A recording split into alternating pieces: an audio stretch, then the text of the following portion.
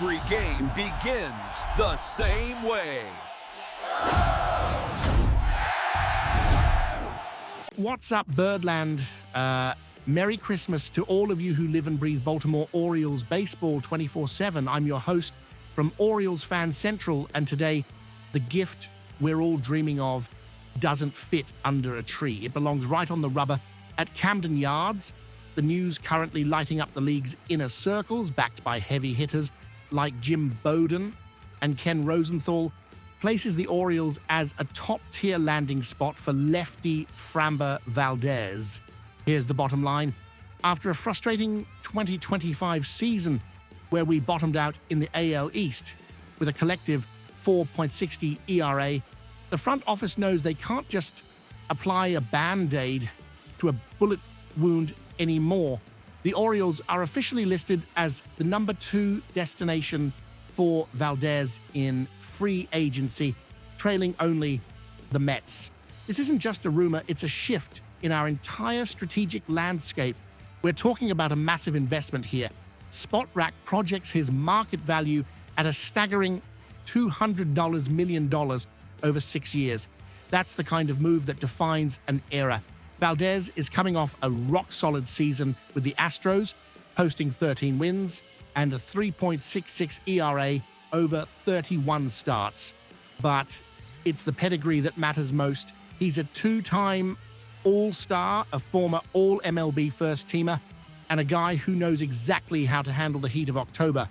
This fan base is tired of the low-risk, medium-reward gambles that rarely pan out. David Rubenstein promised a new era of Orioles baseball, and landing an ace like Valdez is the loudest statement we could make to the rest of the division. The urgency is real because powerhouses like the Atlanta Braves are also circling looking for elite starting pitching. If the O's want to be taken seriously in 2026, the time to strike is now before the market dries up and we're left praying for our prospects to overperform again. To make sure you don't miss a single beat of this franchise-altering negotiation, go ahead and subscribe to the channel and hit that notification bell, because I'm bringing you the fastest updates and the most reliable analysis in all of Birdland. Now, let's break down exactly what a Framber Valdez signing does to this roster and our payroll.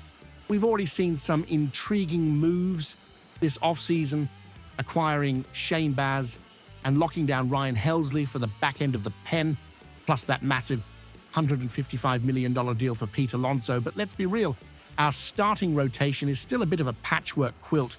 Baz is a massive talent, but he's coming off a shaky year in Tampa. Trevor Rogers was a revelation with that 9-3 record and sub-2.00 ERA, but you can't carry a postseason rotation with one arm. Bringing in Valdez creates a lefty 1-2 punch that would be a nightmare for any right-handed heavy lineup, especially with the way our left field wall sits now.